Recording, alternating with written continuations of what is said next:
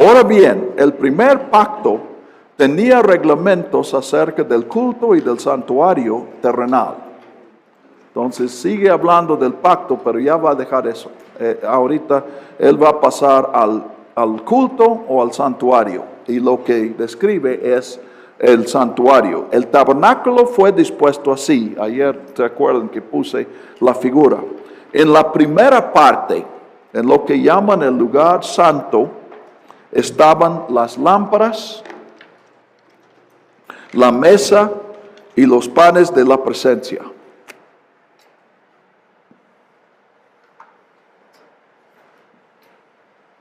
Entonces, ahora no me acuerdo en qué lado, creo que la Biblia sí especifica eso, pero en un lado está la lámpara de 7 luces, en el otro lado una mesa y los panes sobre esta mesa.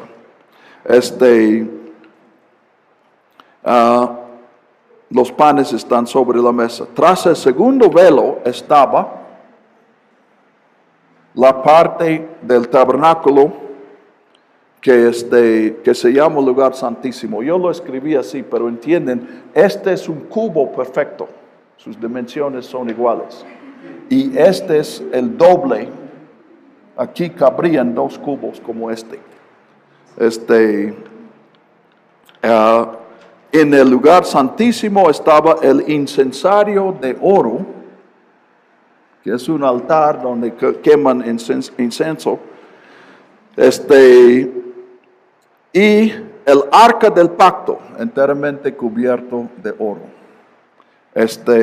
Y en ella estaba un vaso de oro que contenía el maná, la vara de Aarón que reverdeció y las tablas del pacto.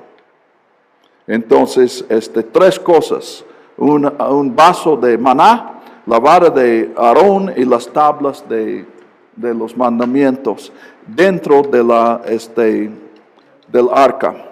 Y sobre el arca, los querubines de la gloria que cubrían el propiciatorio. Entonces, el propiciatorio es una tapa que cubre el arca y es de oro, y del oro, o sea, una sola pieza, salen de esta tapa 2 querubines con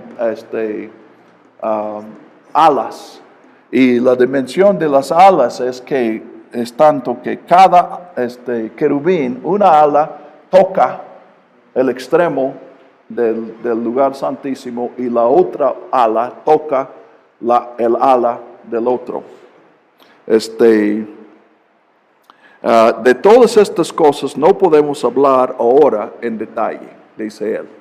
Entonces simplemente describe, me da la impresión que él pensaba que eso era importante y que él tenía interpretaciones espirituales de todo eso. Pero no viene al caso y él no tiene papel para desarrollar todo eso. Tal vez se arrepintió de dar tantas palabras a Melquisedec, entonces no quiere repetir su error.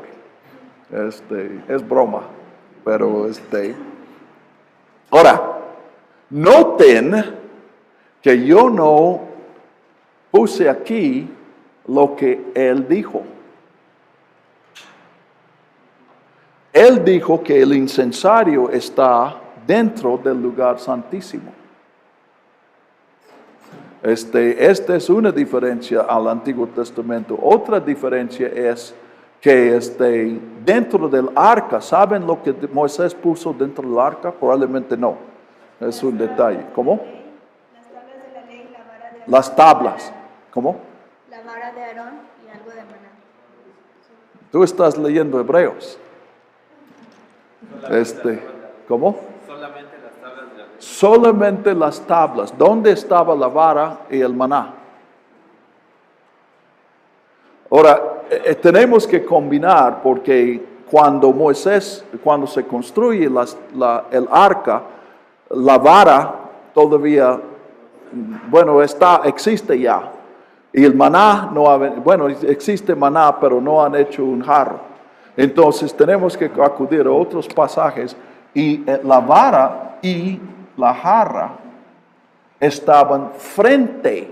En los dos casos, Dios dice, pone estas cosas frente al arca. ¿Ok? Entonces se habla mucho de eso. Por ejemplo, del incensario. La palabra incensario entendemos que quiere decir el altar donde se quema.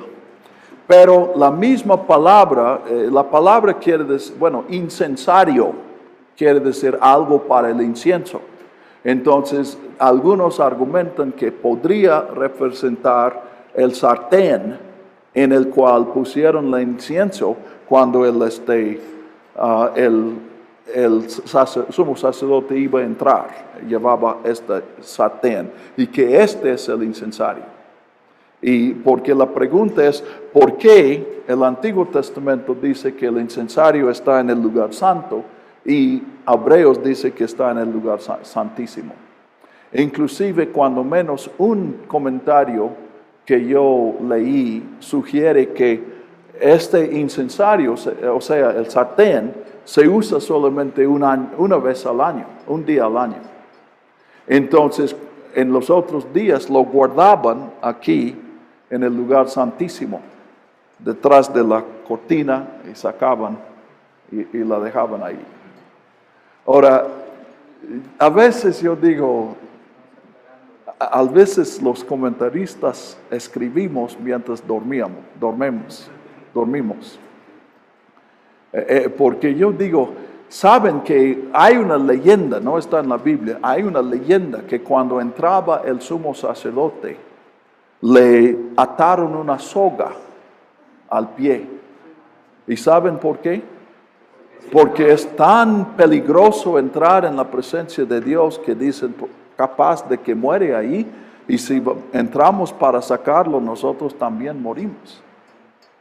Entonces, al lado de eso, decir que usaban al lugar santísimo como un closet y que estaban poniendo algo detrás de la cortina, me parece absurdo, me parece imposible eso. El problema queda. Ahora, algunas cosas podemos decir. En cuanto al incensario, lo que sí sabemos es que el incensario, aquí a lo mejor estoy falsificando, el incensario está cubierto de oro. Creo que, bueno, este también es de oro. No, entonces olvídense eso, no es cierto. No sabemos la verdad por qué Él pone el incensario dentro del lugar santísimo. Por alguna razón, Él quiere relacionar este incensario con el lugar santísimo. En cuanto a la vara y el maná, tenemos que concluir que el autor está siguiendo otra tradición. Ahora yo estoy aquí hablando y digo, se me olvidó. Pero este autor, fíjense cómo él ha citado el Antiguo Testamento de memoria. Entonces, él conoce el Antiguo Testamento demasiado bien para olvidarse de que estos dos objetos estaban frente al arca, y no dentro de, como él dice.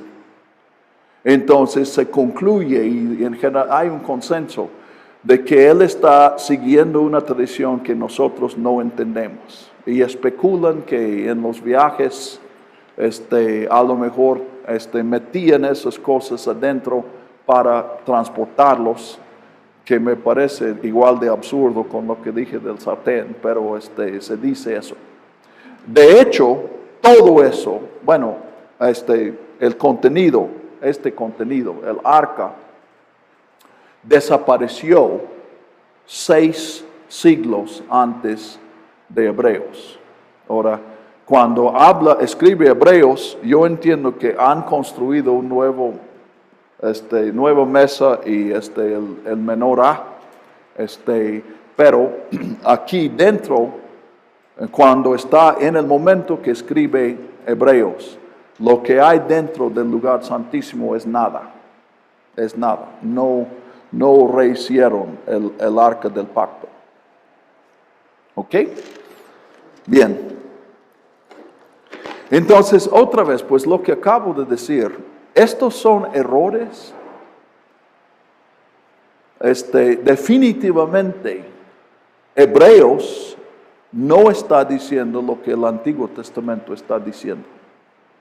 Pero yo no estoy dispuesto a llamar eso un error. Yo puedo ver la diferencia, pero error supone que yo tengo un criterio para evaluar la Biblia que no tengo. Que yo tengo una autoridad sobre la Biblia que no tengo. Entonces no les digo errores. Pero no es porque yo puedo explicar que no es error. Ese camino me parece totalmente estéril. Es porque me someto a la Biblia, no me pongo sobre la Biblia para evaluar. Pero lo que sí también he observado, lo mismo aquí, en las secciones históricas de la Biblia.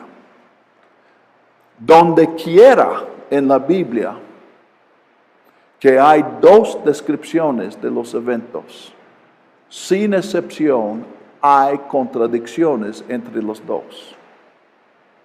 Tenemos 4 evangelios y en los evangelios encontramos varias cosas que entendemos históricamente no podía ser los dos, como el caso de Jairo, como el caso de el día en que Jesús murió en la cruz. Pero encontramos lo mismo entre Samuel Reyes por un lado y Crónicas por otro lado. Tal vez ustedes conozcan un ejemplo. Las dos versiones narran un censo que David tomó. Pero Samuel dice que ¿quién incitó a David a levantar un censo? Dios. ¿Y Crónicas? Satanás. Hablando de errores, yo digo, pues eso no es sin importancia. No está sin importancia esa diferencia. Cuando digo que no es error es porque yo entiendo que los dos están afirmando algo más allá de lo histórico. Pero no vamos a meternos en eso. Entonces, como dice el autor, de todas estas cosas no podemos hablar ahora en detalle. Entonces no vamos a hablar más en detalle.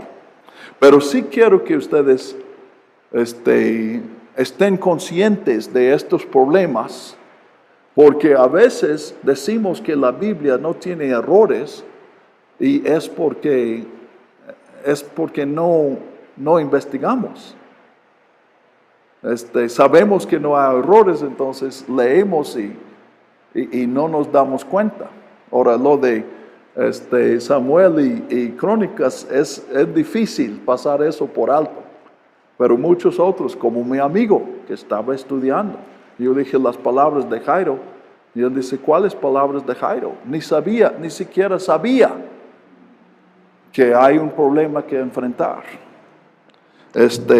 Muy bien. 6. Estas cosas fueron dispuestas así. En la primera parte del tabernáculo entraban siempre los sacerdotes para realizar los servicios del culto.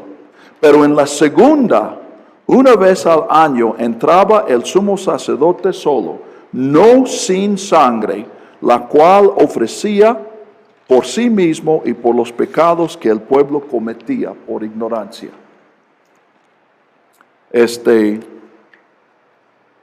Entonces, él dice, en esta parte hay mucha actividad. Entran para cada 8 días cambian los panes aquí. Esta luz es perpetua, entonces hay que atender, no sé con qué frecuencia, pero yo supongo que varias veces al día tenían que suplir el aceite en estos 7 luces, y cambiar la mecha. Yo no sé si una mecha dura 2 días o una semana, pero sería poco. Entonces, los sacerdotes están entrando y saliendo a cualquier hora. Siempre hay actividad.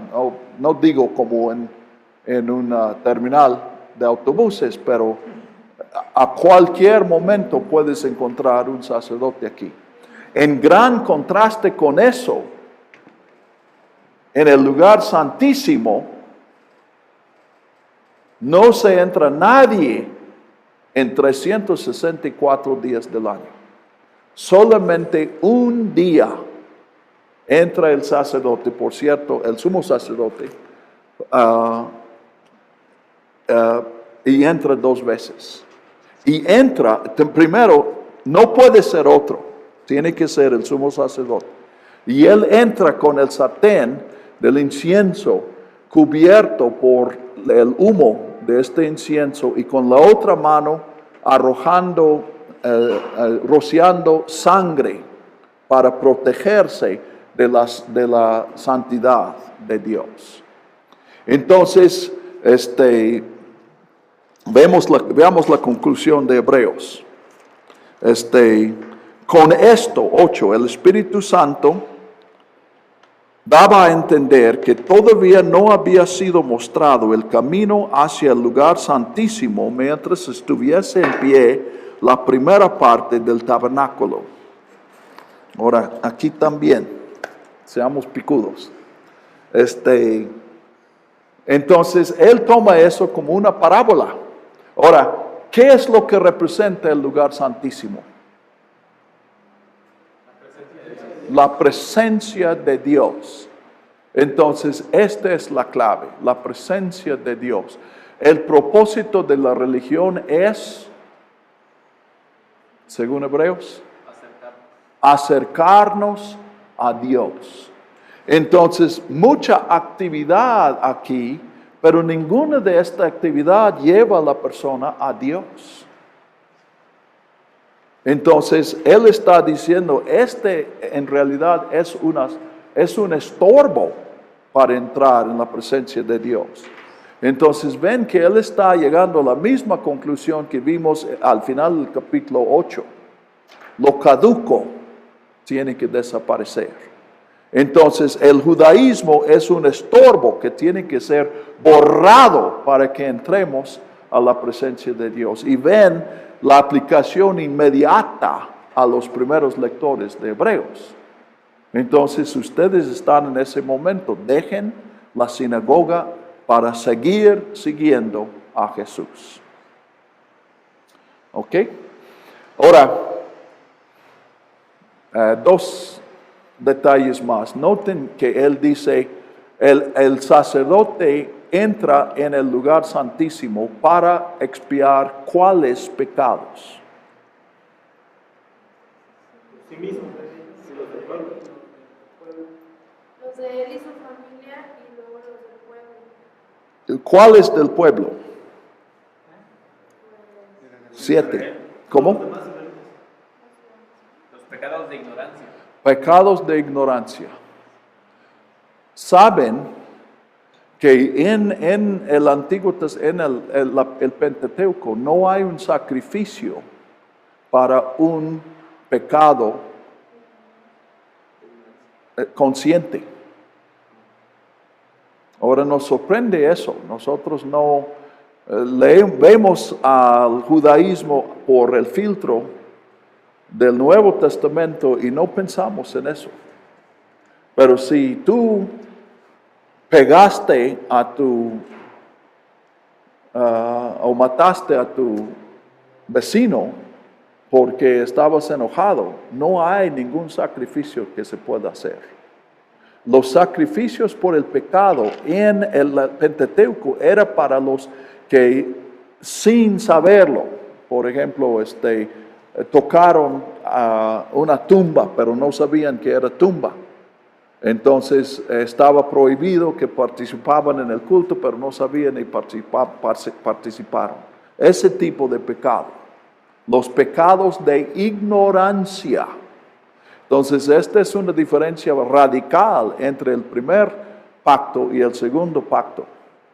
Ahora, desde mi perspectiva, y lo menciono porque creo que ustedes probablemente están más cerca de mi perspectiva, y creo que es la perspectiva cristiana. Los únicos, si es pecado consciente. No es pecado lo que hacemos sin saber. Si no me doy cuenta que hay una persona allí, dejo caer una piedra y muere, ese no es pecado. Pecado es cuando tomo la intención y mato a una persona. Entonces, pues en mi teología no entra el pecado de ignorancia, porque conciencia para mí es un elemento esencial del pecado. Lo menciono más que nada para inquietarlos, para que veamos que yo cuando menos creo que no podemos simplemente creer todo lo que dice la Biblia. Primero porque la Biblia dice una cosa y dice otra. Y segundo porque en nuestro contexto simplemente no podemos preservar algo de eso. Nosotros consideramos que seguir las reglas de comida del Antiguo Testamento no solamente no es necesario, sino que de alguna manera es incorrecto, aún es pecado. Entonces, el cambio, pues volviendo a la pregunta de Víctor, hay una línea en la Biblia, no podemos simplemente aceptar todo y añadir lo nuevo. Lo nuevo requiere una modificación del antiguo, aún descartar lo antiguo. Como el autor vio, hay que descartar el templo.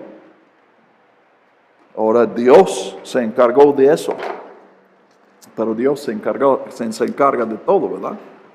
Entonces, el otro comentario que yo quería hacer aquí es que esta es una advertencia para nosotros. Hay en nosotros una urgente necesidad de hacer algo. Entonces nosotros hacemos algo y si reflexionamos sabemos que no va a resolver el problema, pero hacemos algo y nos sentimos mejor. La situación es igual, pero decimos, bueno, cuando menos intenté.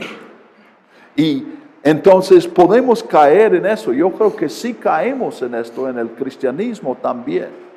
Nos llenamos de actividades y esas actividades no nos llevan más cerca de Dios, pero nos ocupan para que no nos preocupemos por estar lejos de Jesús. Entonces, siempre hay que hacer esa pregunta. Yo no estoy poniendo un juicio y decir, quitemos lo que estamos haciendo. Lo que estoy diciendo es, evaluemos lo que estamos diciendo y reconozcamos de aquí unos de los aspectos de lo que se debe descartar. Y lo que no está sirviendo debe ser descartado. ¿Y cuál es el criterio por lo que sirve? Aquí tenemos un precepto muy, muy sencillo. Acerquémonos a Dios. Entonces, ¿esta actividad nos acerca a Dios o no? Ahora, para mí, la noche mexicana sí es algo que debemos preservar. Porque en la noche mexicana es un evento social, estamos conviviendo. Entonces, acercarme a mi prójimo es parte de acercarme a Dios. Entonces, sí va a haber actividades sociales. Va a seguir siendo tlayudas. Las tlayudas son necesarias a la vida de la iglesia. O bueno, si vives en Jalisco, la torta ahogada o algo. Pero comer juntos es Entienden que yo no estoy queriendo ser muy estricto en eso, pero también hay actividades que no están sirviendo para nada. La verdad, yo he asistido a escuelas dominicales, donde el propósito era tener una escuela dominical. Ahora, yo no estoy sugiriendo que eliminemos la escuela dominical, pero no nos olvidemos que la escuela dominical debe acercarnos a Dios. Entonces, a veces es mejorar la manera en que hacemos las cosas. Entonces, y por lo mismo, acercarse a Dios, hermanos, ¿dónde estoy más cerca de Dios? ¿Aquí o aquí? ¿Verdad?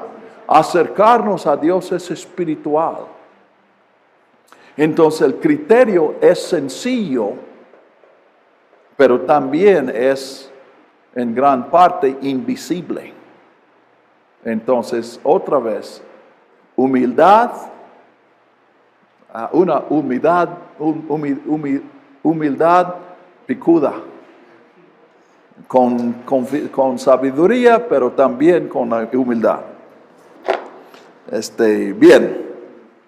10. Estas son ordenanzas de la carne, que consisten solo de comidas y bebidas y diversos lavamientos impuestas hasta el tiempo de la renovación. Entonces, él también está viendo lo que la ley dice, no está tratando el espíritu del hombre, es la carne. Y por eso el antiguo pacto sí incluye pecados de ignorancia. Porque uno puede comer carne de puerco pensando que es res, por ejemplo. Entonces se puede hacer. Pero en lo espiritual es diferente. Para mí, espiritual es en su centro relacional. Lo espiritual es el reino de las relaciones. No es algo místico, es algo de relaciones, de relacionarnos con Dios y con los otros.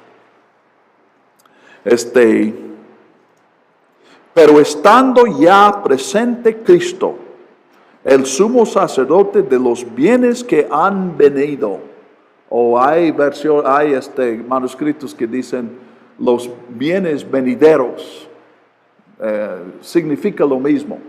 Aquí también hay un ejemplo de errores, que no son errores, porque hay manuscritos, no sabemos, es difícil saber es imposible saber si el autor escribió venideros y algún escriba lo puso que han venido, o si él escribió que han venido y alguno por descuido puso venideros. Yo me inclino, sí. ¿Qué dice la 60? ¿Venideros o para venir, que han venido? Venideros. Yo me inclino por esa lectura, porque yo puedo concebir una escriba que lee venideros y dice, no, eso es incorrecto, ya han venido. Entonces lo cambia a han venido. Pero es lo mismo, porque ahora sí han venido. Si dijo venideros, es los que iban a venir cuando estaba este sistema. Por medio del más amplio y perfecto tabernáculo, no hecho de manos, es decir, no de esta creación, entró una vez para siempre en el lugar santísimo, logrando así eterna redención, ya no mediante sangre de machos, de cabríos, ni de becerros, sino mediante su propia sangre. Hay muchos elementos nuevos aquí. Primero es el tabernáculo de arriba, no el de la tierra. Es un camino amplio. Yo creo que él ya está anticipando que aquí tiene que ser un acceso muy amplio, porque Jesús no es el único que va a entrar.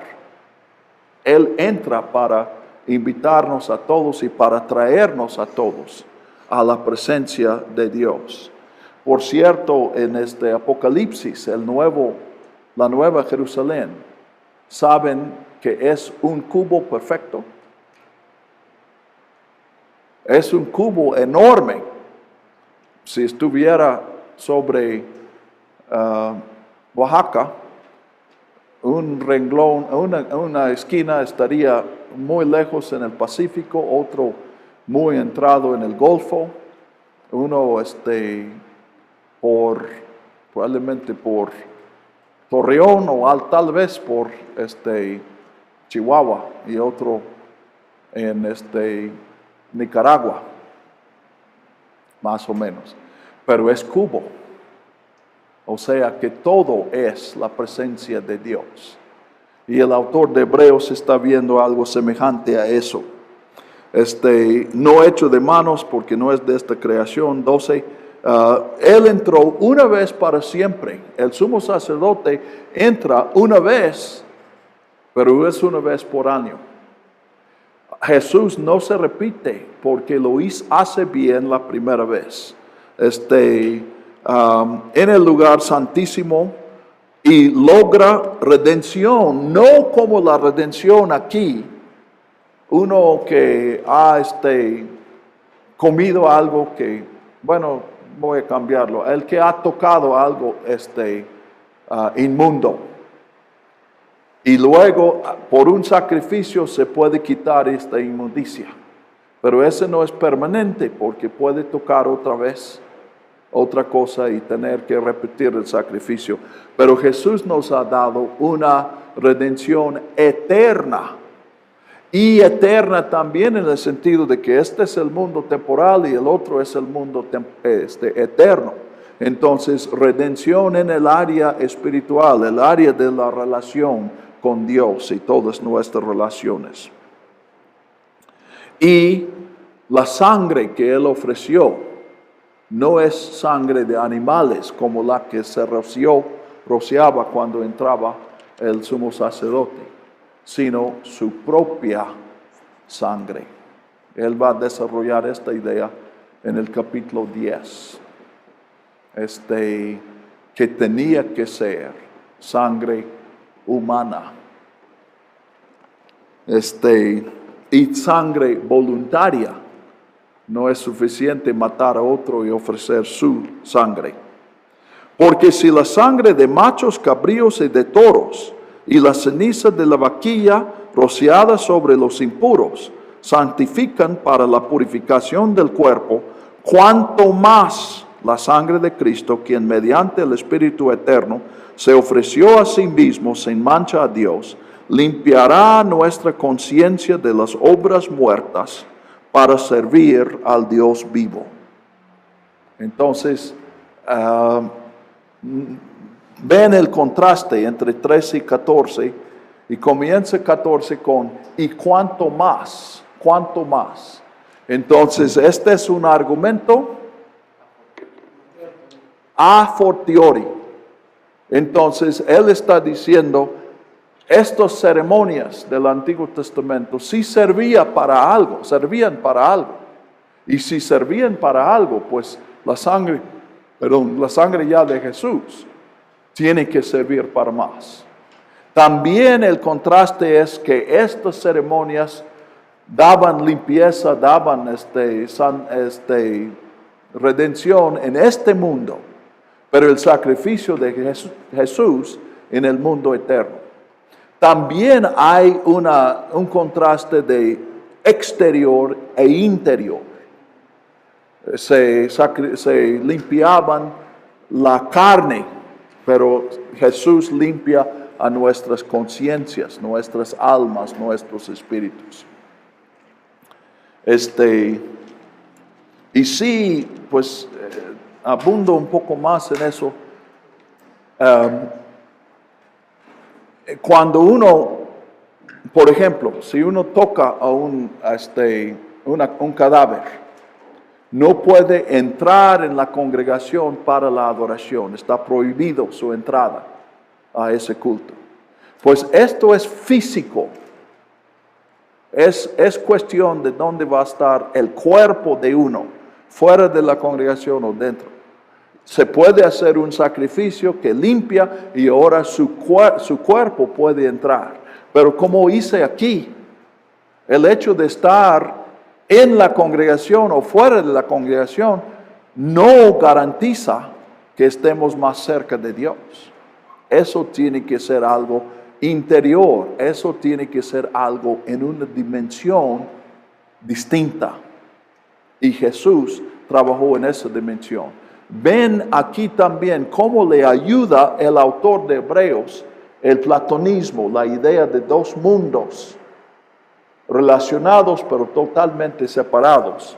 Eso le ayuda a desarrollar la verdad de Jesús. ¿Okay?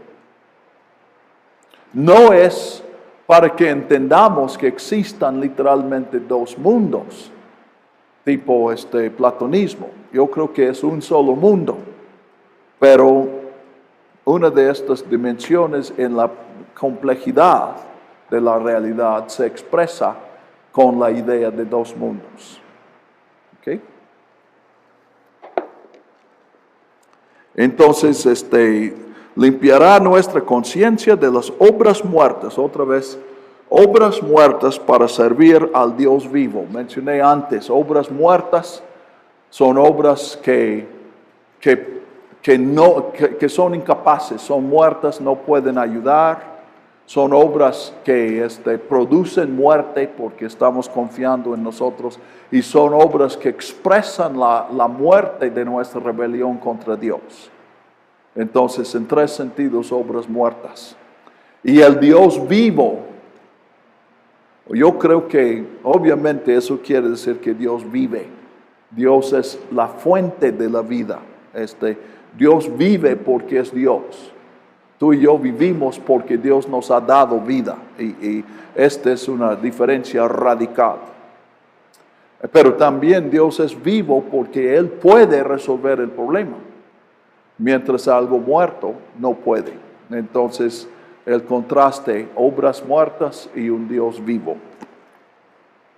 Por esta razón, también es mediador Jesús del nuevo pacto, para que los que han sido llamados reciban la promesa de la herencia eterna, ya que intervino muerte para redimirlos de las transgresiones bajo el primer pacto. Por esta razón también es mediador del nuevo pacto, para que los que han sido llamados, ese llamados, ¿qué significa que somos llamados? Yo creo que el centro de eso es otra manera de enfatizar la iniciativa de Dios. Nosotros no buscamos a Dios, era Dios que nos buscaba a nosotros. Y escuchamos a su voz y respondimos. Ya he mencionado en Génesis 2 y 3, la descripción allí. Es Dios quien toma la iniciativa. Dios da un mandamiento, no comerás de este árbol. Y yo entiendo, creo que en Génesis más a la luz de toda la Biblia, que lo que Dios está ofreciendo es una relación. Y se ofrece con un llamamiento, con un mandamiento, porque es una relación de obediencia. Dios no está invitándonos para ser su cuate, sino para ser su pueblo, los que le obedecen. Su hijo, sus hijos.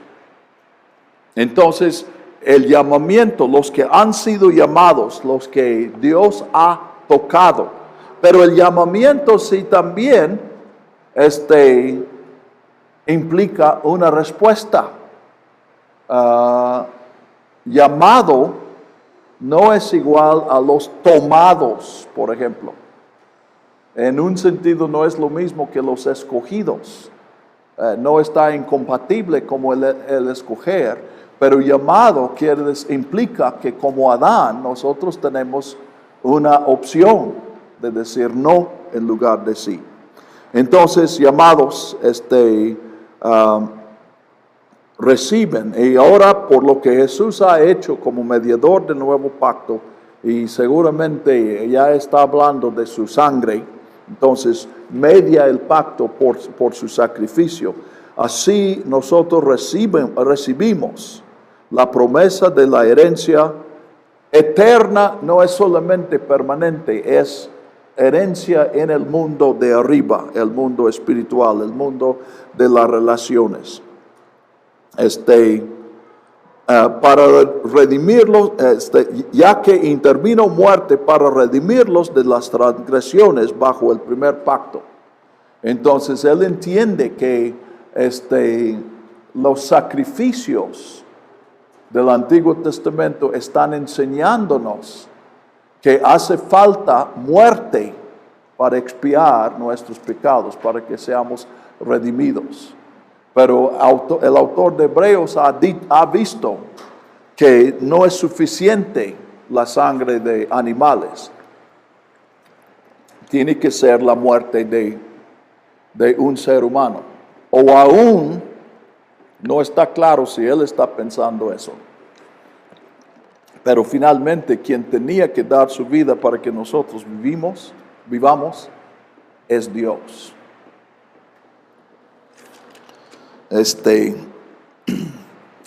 Porque donde hay un testamento es necesario que se presente constancia de la muerte del testador.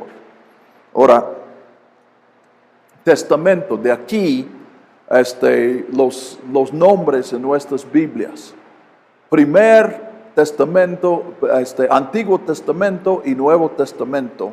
La idea allí es Antiguo Pacto y Nuevo Pacto. Y no sé qué tanto, me parece lógico que Hebreos influyó en estos títulos que se dieron a los dos cánones. Pero no sé por qué quedó la palabra testamento, si es por el uso aquí, en la Biblia griega, los títulos son diathiki. Keni diathiki es Nuevo Testamento y no me acuerdo cuál es antiguo, pero diathiki. Ahora, diathiki quiere decir pacto, pero también quiere decir testamento. O sea, diathiki es la palabra por un contrato. Y esa palabra incluye el contrato que es un testamento. Pero un testamento es un tipo especial de contrato. Por una parte, tiene solamente una parte. En un contrato, hay obligaciones de las dos partes. Por ejemplo, no sé cómo es aquí en Estados Unidos, una propiedad, ¿cómo se llama? El título de una propiedad tiene esa forma. Yo, nombre de quien vende, entrego esta propiedad, paso esta propiedad a B en consideración de, y la frase que han puesto, eso ha llegado a ser la forma que usan, por $10 y otras consideraciones, para ya no poner el precio. Pero el contrato tiene las partes y está claro, tienen que cumplir los dos. Si uno no cumple, el otro tampoco tiene que cumplir. Entonces, pero un pacto no es así, un testamento no es así. En un testamento, el que se compromete legalmente es el testador. A mi muerte esas cosas van a pasar. Y no es una condición de que el que hereda haga tal o cual cosa. Entonces, como dije, Hebreos no cambia de palabra. La palabra que él usa en el versículo 15, que traducimos pacto, Y el que usa en el 16 y se traduce testamento, no son dos palabras, es uno. Entonces el contexto revela que él ya está hablando de un tipo específico de contrato, pero solamente el contexto. Donde hay un diathiki, un pacto de muerte, es necesario que se presente constancia de la muerte del testador. ¿Entienden? Si yo tengo un documento que es un testamento, que dice que todas las propiedades del señor Slim son míos, solamente es efectivo ese documento si Carlos Slim ya murió. Entonces, junto con eso, cuando murió mi papá, su esposa sacó 10 copias del acto de defunción, porque tenía que comprobar en varios lados que efectivamente estaba muerto. Entonces, pues ven la aplicación de eso al nuevo pacto de Dios, porque era necesario que Cristo muriera para que entrara este nuevo pacto. Entonces, 17, el testamento es confirmado con la muerte, puesto que no tiene vigencia mientras viva el testador. Por esto, ni aun el primer testamento fue inaugurado sin sangre. Entonces, el autor está viendo la sangre de los sacrificios. Bueno, no exactamente los sacrificios, sino cuando se usaba esta sangre para rociar, como un anticipo de la sangre de Jesús y su efecto en inaugurar un nuevo pacto. 17, porque habiendo declarado Moisés todos los mandamientos según la ley a todo el pueblo, tomó la sangre de los becerros y de los machos cabríos junto con agua, lana, escarlata y hisopo, roció al libro mismo y también a todo el pueblo, diciendo: esta es la sangre del pacto, el cual Dios les ha ordenado. Aquí también, Rafael, tal vez Efren, me puede contestar si no se han olvidado. Hay una diferencia, y el comentario menciona la diferencia entre lo que Hebreos está diciendo aquí y lo que leemos en Éxodo. ¿Alguien se acuerda?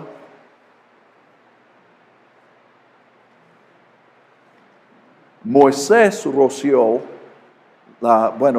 en el contexto, Éxodo 24, él tomó el libro y leyó lo que Dios había dicho, ofreciendo su pacto al pueblo, incluyendo, yo creo que, incluyendo los 10 mandamientos.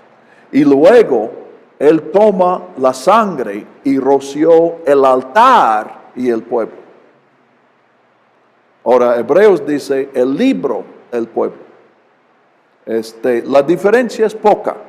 Y aquí también surge la pregunta si el autor, 3 posibilidades. Una, que el autor se le olvidó este detalle. Una posibilidad que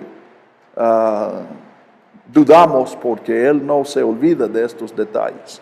Segundo, que él está siguiendo una tradición diferente, o que él mismo hizo el cambio para enfatizar el libro, porque él pues está exponiendo las escrituras, citando las escrituras. Entonces puede ser que él a propósito cambió la descripción. Eso no está sin antecedente en la Biblia.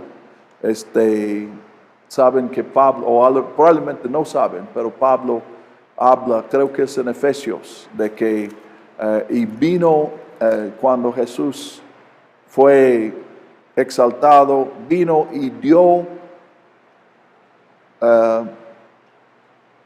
regalos, ¿qué es la palabra? dones a los hombres. Ahora, el pasaje que él está citando dice, y recibió dones. El nuevo rey es el que recibe los dones, pero aplicándolo a Jesús lo modificó. Entonces puede ser que Hebreos está haciendo eso también. Pero el argumento es que hace falta sangre. El primer pacto no podía comenzar sin sangre. Era necesaria esta ceremonia, y en la ceremonia era necesaria la muerte de animales cuya sangre fue rociada.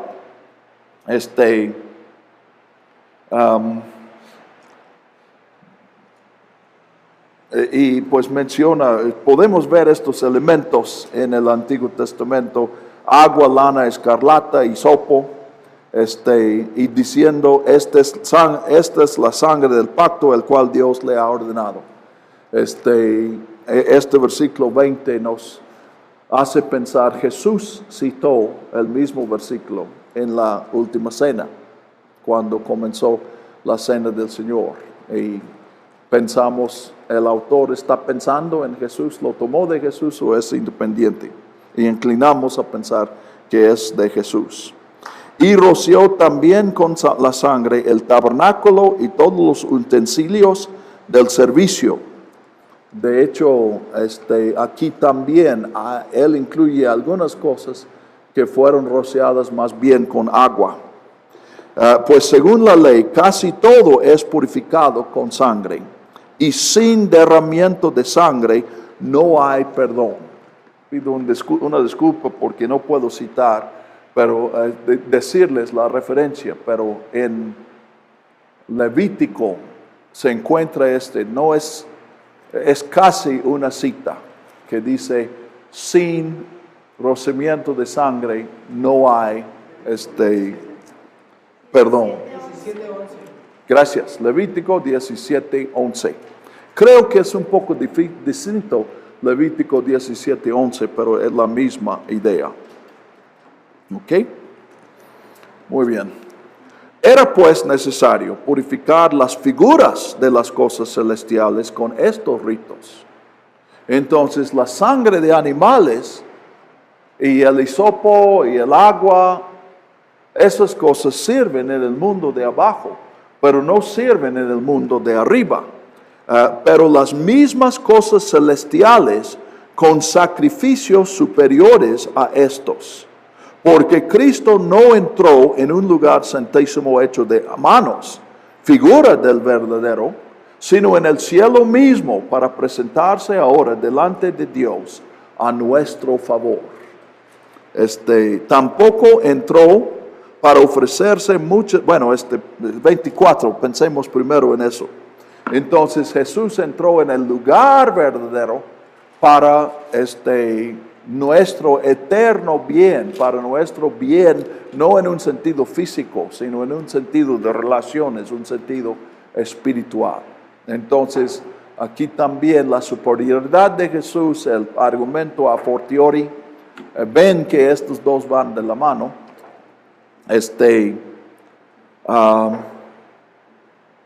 Ahora, y noten, pero volviendo al 23, era necesario purificar las figuras con cosas físicas, pero las mismas cosas celestiales con sacrificios superiores a estos.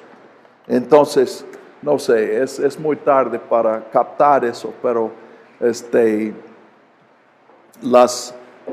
la idea es que igual que esas cosas eran cosas comunes, entonces se construye el tabernáculo y Moisés tenía que usar sacrificios para dedicar eso a Dios, para purificarlo, apartarlo, que sea santo para Dios. Entonces, el autor de Hebreos está diciendo lo mismo pasó en el cielo. ¿Ven cuál es el problema que encontramos allí? Que eso implica que hay contaminación en el cielo que se tiene que limpiar. Y nosotros entendemos que el cielo es un templo perfecto a Dios. No tiene ninguna imperfección que hay que limpiar. Entonces, ¿cómo enfrentar eso? Pues los comentarios hacen sus intentos de hacerlo. Pero yo creo que cuando pensamos, cuando Jesús murió, fue para purificar ¿a qué cosa? A nosotros.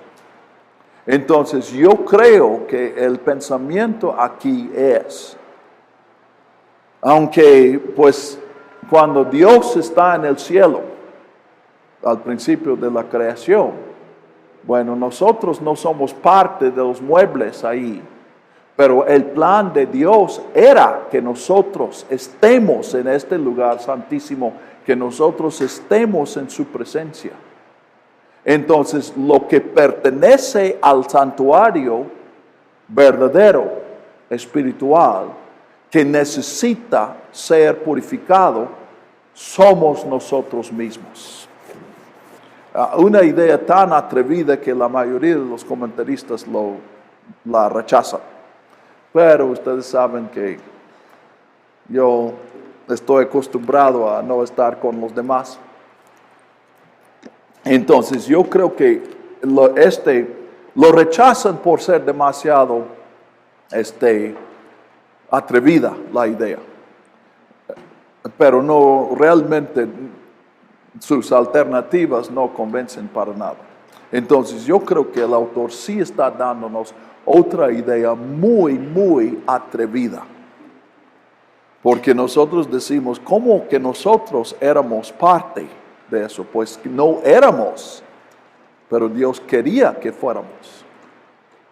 Y Dios, su propósito desde el principio era que nosotros vivamos en ese santuario, porque ese santuario representa la relación íntima que Dios quiere tener con nosotros. Entonces, el santuario del cielo es un símbolo de esta relación con Dios. Y yo creo que en general en la Biblia tenemos interés en saber cómo es el cielo, entonces sacamos explicaciones de la Biblia. Y yo digo que estamos usando la hermenéutica de policía corrupto. ¿Entienden cómo el policía corrupto hace sus investigaciones? En un pueblo hay un asesinato. Entonces el alcalde llama al jefe de policía y dice, este es un pueblo tranquilo, no podemos permitir esas cosas. Hay que encontrar al culpable de inmediato. Y el jefe de policía dice, a la orden. Él dice, ¿cuántos culpables quieres y qué día los quieres? Y el día señalado, si él quiere poner la hora, a esa hora van a aparecer exactamente el número buscado. ¿Entienden lo que ha pasado, verdad? Han encontrado unos culpables, pero culpables de conveniencia, no porque ellos hubieran hecho eso. Entonces, si eso es incorrecto, yo creo que es más incorrecto hacer eso con la Biblia. Que decimos a la Biblia, quiero saber la respuesta y tú me vas a decir. Entonces nosotros sacamos calles de oro y mansiones y todo eso, cuando en realidad está hablando de otra cosa. Entonces yo creo que aquí también este santuario es puro símbolo. Es más, Hebreos habla del santuario celestial y Apocalipsis dice, en el cielo no va a haber ningún templo. Entonces formalmente es una contradicción. En realidad los dos están diciendo lo mismo. Cuando estamos en la presencia de Dios, ¿para qué necesitamos un santuario? Este es el santuario. Donde está Dios, ya es el cielo. Y, paso 2, entonces ya estamos en el cielo. No es que no vaya a haber ningún cambio en el futuro, pero ya estamos experimentando el cielo en la medida en que estamos viviendo en la presencia de Dios. ¿Ok? Bien,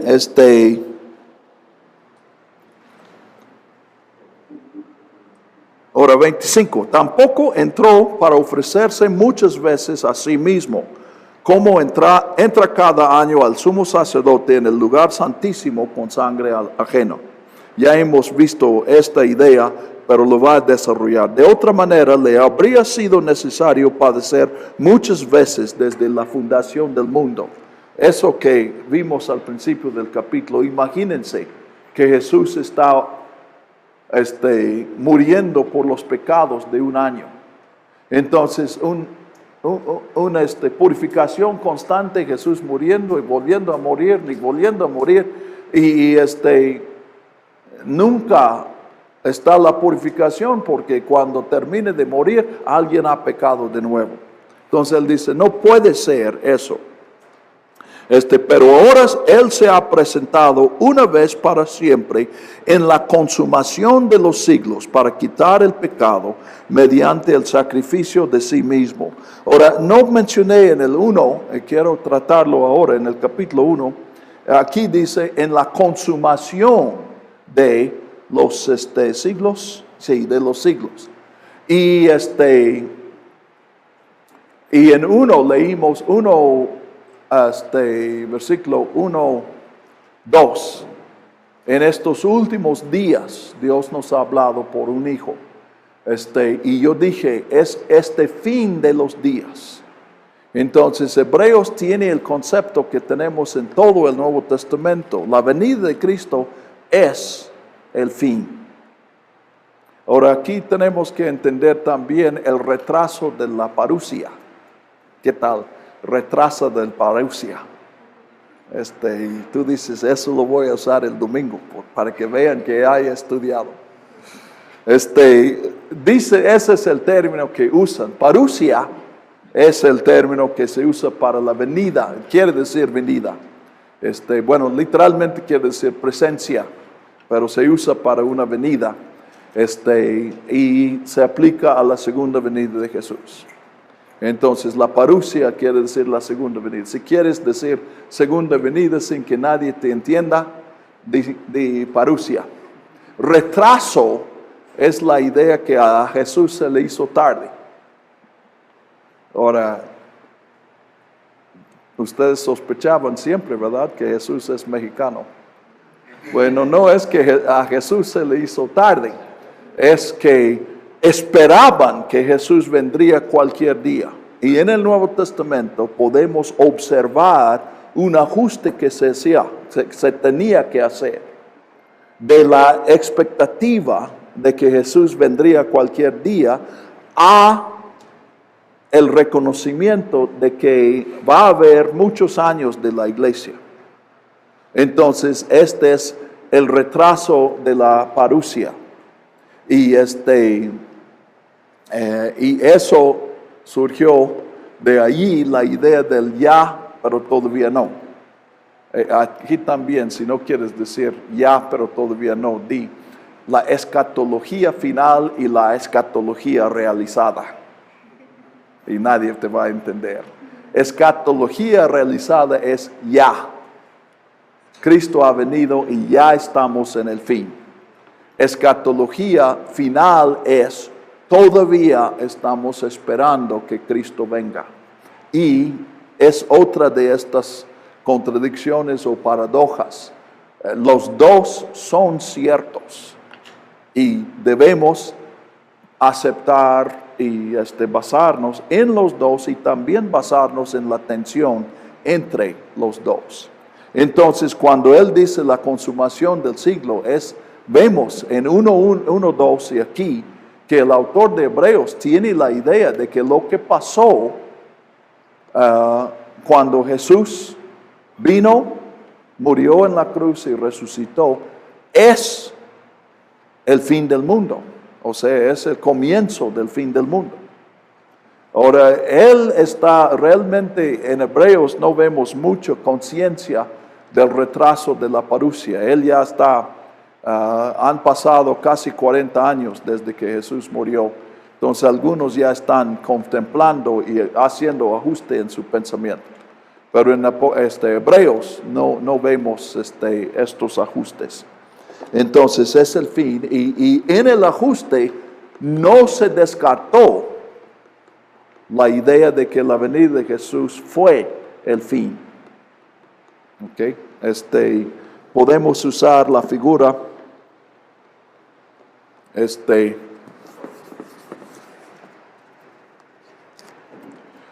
en el Antiguo Testamento. La idea es que vivimos en un tiempo de rebelión contra Dios, pero viene el día del Señor, que posteriormente se asoció con la venida del Mesías, y después de eso el reino de Dios. Pero por el retraso de la parusia, por reconocer que Cristo ya ha venido, pero todavía esperamos que venga, entonces los cristianos modificaron esto de esta manera. Ya Cristo me ha dado una vida nueva, pero todavía estoy luchando con la vieja. Y se aplica a la historia. Cristo ha venido, entonces el reino de Dios ha comenzado, pero el reino de este mundo no se ha terminado porque todavía esperamos que Cristo venga. Se aplica a la vida cristiana, las dos naturalezas, pero no siempre vamos a tener dos naturalezas. El viejo hombre va a morir. O tal vez va a morir la vieja para que deje de hablar con ella, de luchar con ella. Entonces, no 25, él no se ofreció muchas veces y no ofreció sangre ajena, sino que 26, él se ha presentado una vez para siempre en la consumación de los siglos para quitar el pecado mediante el sacrificio de sí mismo. Y de la manera que está establecido que los hombres mueran una sola vez y después el juicio, así también Cristo fue ofrecido una sola vez para quitar los pecados del mundo. La segunda vez, ya sin relación con el pecado, aparecerá para la salvación a los que lo esperan. Entonces, esta idea, en la Biblia hay dos conceptos. Uno es que cada persona procede al juicio cuando muere, es juzgado cuando muere.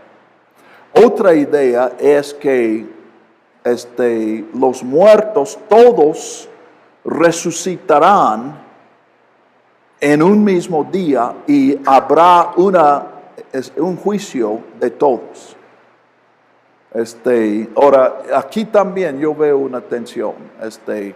Hay mucho esfuerzo para reconciliar estos dos y explicar la diferencia. Yo creo que simplemente en mi estudio, otra vez yo lo estudié para llegar a una conclusión y llegué a la conclusión de que no sé.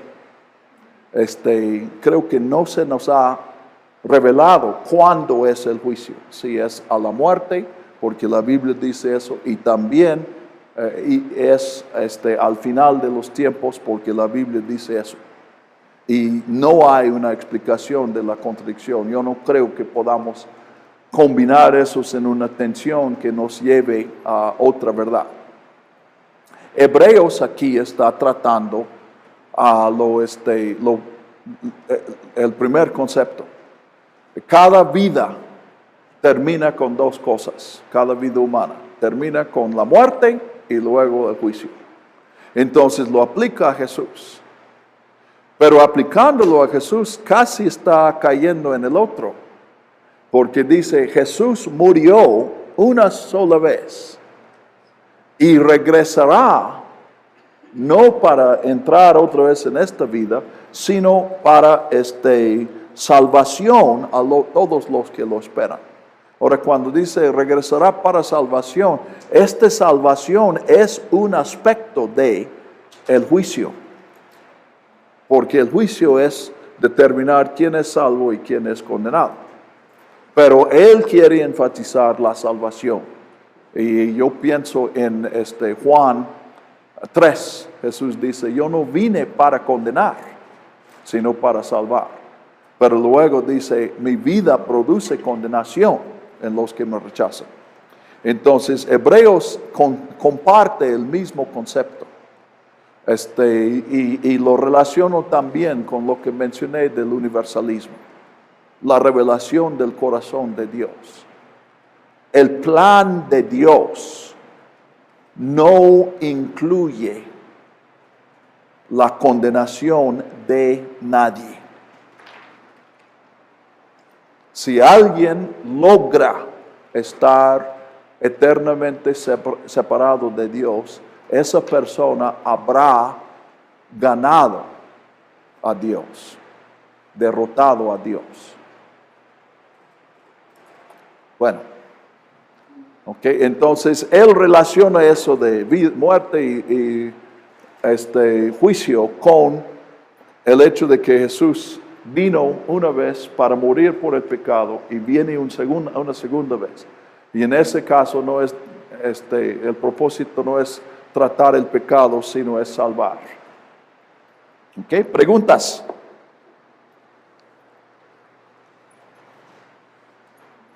Y noten, salvación de los que le esperan.